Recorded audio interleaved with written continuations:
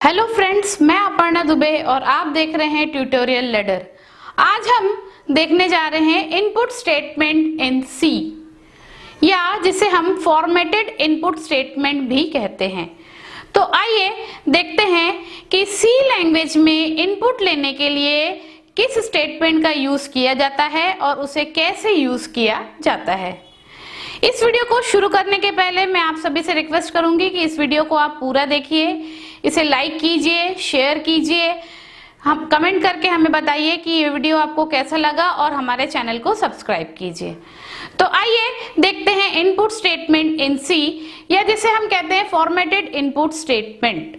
सी language में जब भी हम कोई प्रोग्राम बनाते हैं और प्रोग्राम बनाते समय अगर हमें डेटा को रीड करना हो, कंसोल से डेटा को लेना हो, प्राप्त करना हो यूजर के द्वारा, तो उसके लिए हमको इनपुट लेना पड़ता है।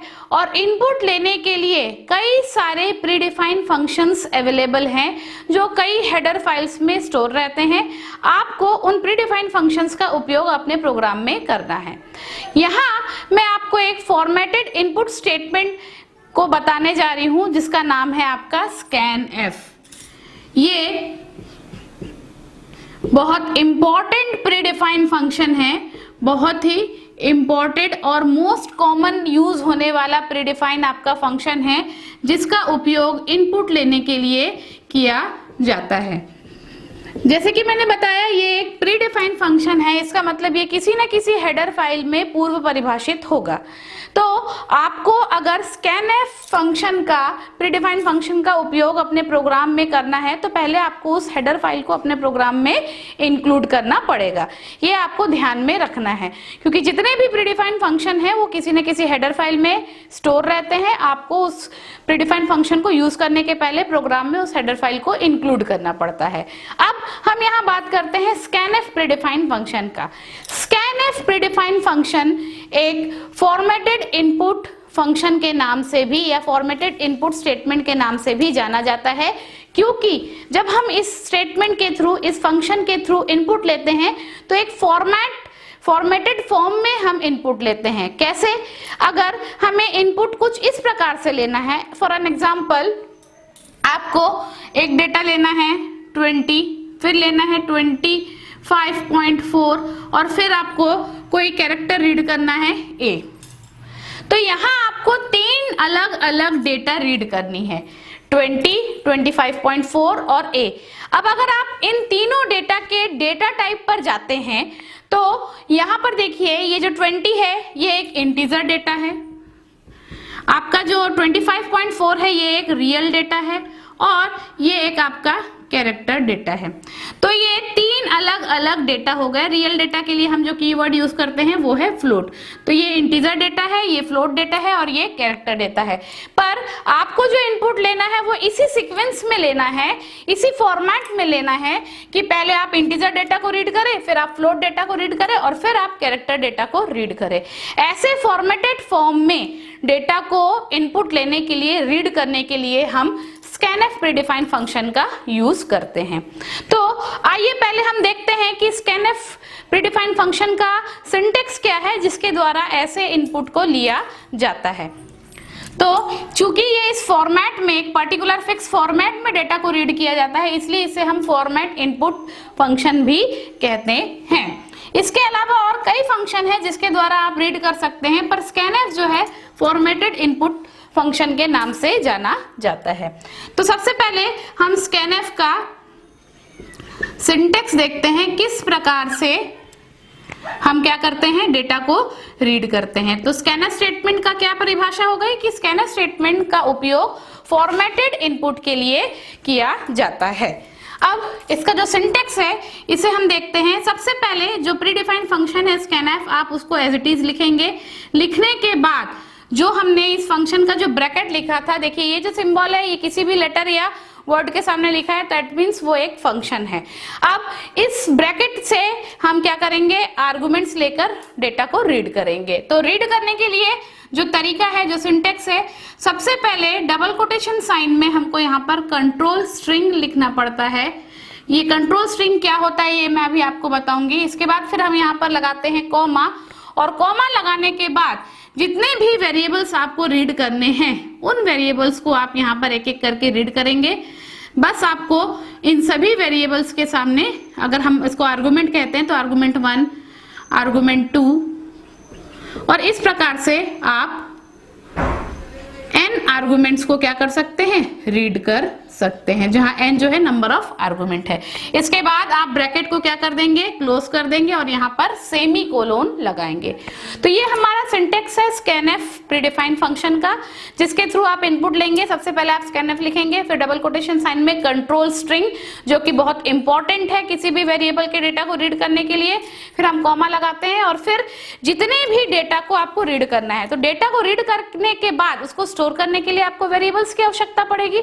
तो आपको वेरिएबल्स को पहले परिभाषित करना पड़ेगा और फिर उन वेरिएबल्स में आप इनको लिखेंगे।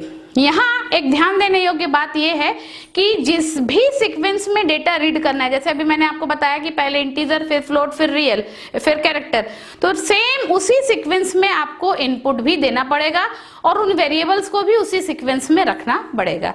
तो ये ध्यान देने योग्य बात है। यहाँ पर कंट्रोल स्ट्रिंग से क्या तात्पर्य है? कंट्रोल स्ट्रिंग जो रहता है, कुछ फॉर्मेशन होते हैं हमारे डिफरेंट डेटा टाइप्स के वेरिएबल्स के लिए, उन नोटेशंस को, उन फॉर्मेट को हमको यूज करना पड़ता है डेटा को रीड करने के लिए। एग्जांपल के लिए हम एग्जांपल लेंगे तो आपको और क्लियर होगा। माना हमारे पास 3 वेरिएबल है, एक है आपका इंटीजर a, दूसरा है आपका फ्लोट b और तीसरा है आपका कैरेक्टर c। 3 वेरिएबल हो गए a, b और c, तीनों के डेटा टाइप डिफरेंट है। अब इन तीनों वेरिएबल की डेटा को आपको रीड करना है थ्रू स्कैनएफ स्टेटमेंट। तो रीड करने के लिए आप इस स्टेटमेंट का यूज करेंगे। तो यहां पर आप लिखेंगे स्कैनएफ, इसके बाद डबल कोटेशन साइन को लगाएंगे और कंट्रोल स्ट्रिंग को लिखेंगे। तो कंट्रोल स्ट्रिंग क्या है, यहां पर ये पता चलेगा। हर एक वेरिएबल के डेटा टाइप के अकॉर्डिंग उसके कुछ फॉर्मेशन होते हैं, उसके कुछ नोटेशंस होते हैं, ये आपको पता होना चाहिए। इन नोटेशंस का यूज करके ही हम डेटा को क्या करते हैं, रीड करते हैं। इंटीजर के लिए जो नोटेशन बेसिकली यूज होता है वो है %d, फ्लोट के लिए जो नोटेशन यूज होता है वो है %f और कैरेक्टर के लिए जो नोटेशन यूज होता है वो है %c। तो इन नोटेशन, ये बेसिक 3 जो हमारे डेटा टाइप है उनके नोटेशंस है। बाकी के नोटेशंस आप और आगे देख सकते हैं मेरे वीडियोस में। फिलहाल हमने इन 3 नोटेशंस को जाना कि डेटा को रीड करते समय आपको इन नोटेशंस को उनके डेटा टाइप के अकॉर्डिंग लिखना होगा। तो चूंकि अभी हमें तीनों वेरिएबल के डेटा को रीड करना है, इसलिए इन तीनों के नोटेशन को हमको लिखना होगा। नोटेशन को लिखने के पहले हमें ये पता होना चाहिए कि आप किस सीक्वेंस में डेटा को रीड करना चाहते हैं। माना मैं पहले इंटीजर डेटा को रीड करना चाहती हूँ, फिर मैं फ्लोट डेटा को रीड करना चाहती हूँ और फाइनली मैं कैरेक्टर डेटा को रीड करना चाहती हूँ। तो नोटेशन को भी मुझे उसी सीक्वेंस में लिखना होगा। तो सबसे पहले इंटीजर डेटा वेरिएबल का नोटेशन क्या होता है, %d, आपने %d लिख दिया। फिर फ्लोट वेरिएबल का नोटेशन क्या होता है, %f, बिना स्पेस के आपने यहाँ पर %f लिख दिया। और फिर आप कैरेक्टर डेटा को रीड करना चाहते हैं, उसका नोटेशन है %c, तो आपने यहाँ %c लिख दिया। 3 वेरिएबल के डेटा रीड करने थे, तीनों का आपने यहाँ पर नोटेशन लिख दिया है। सीक्वेंस आपको पता है किस सीक्वेंस में रीड करना है।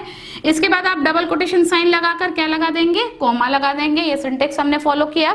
अब आपको यहाँ एम्परसेंड साइन के साथ, ये एम्परसेंड साइन एक्चुअल में यहाँ पर एज एन एड्रेस ऑपरेटर काम कर रहा है। ये है एक एड्रेस ऑपरेटर जो वेरिएबल में डेटा को मेमोरी से रीड करने में हेल्प करता है। तो यहाँ पर इस एड्रेस ऑपरेटर के साथ आप यहाँ पर वेरिएबल के नाम को लिखेंगे। तो यहाँ आर्गुमेंट 1, आर्गुमेंट 2, आर्गुमेंट जो n है, ये वेरिएबल्स है। आपने जिस सीक्वेंस में नोटेशंस को लिखा है, ये जो आपने कंट्रोल स्ट्रिंग को लिखा है, उसी नोटेशन में वेरिएबल्स को आप लिखेंगे कॉमा लगाकर। तो सबसे पहले हमको कौन सा रीड करना है, %d, मतलब इंटीजर वेरिएबल को रीड करना है। तो आपने लिख दिया एम्परसेंड और वेरिएबल का नाम क्या है, a।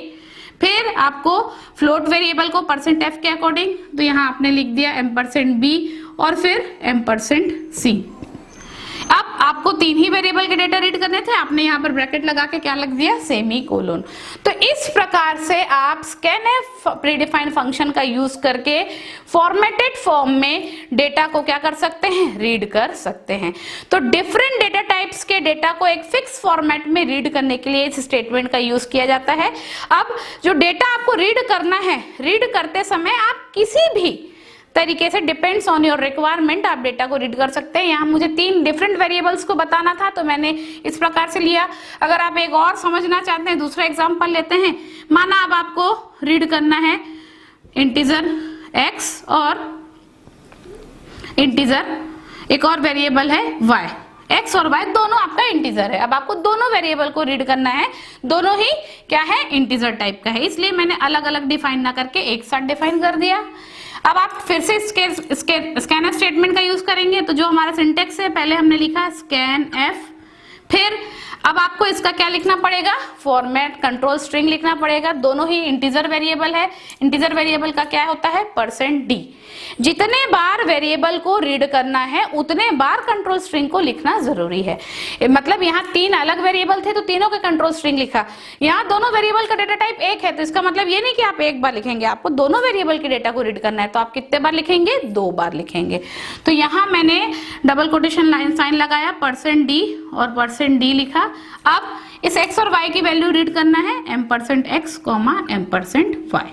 जो भी आप इनपुट देंगे वो क्रमशः x और y में क्या हो जाएगा, स्टोर हो जाएगा। मेमोरी से एड्रेस ऑपरेटर उन डेटा को लेकर ऐप को वेरिएबल में स्टोर कर देगा और इस %d कंट्रोल स्ट्रिंग की वजह से डेटा क्या होगा, स्टोर हो जाएगा। तो इस प्रकार से आप स्कैनफ का उपयोग करके डेटा को क्या कर सकते हैं, रीड कर सकते हैं। इसके लिए आप मेरे आगे की वीडियोस में प्रोग्राम का देखेंगे जिसमें हम जगह जगह पर स्कैनफ स्टेटमेंट का यूज करेंगे तो आपको और क्लियर हो जाएगा।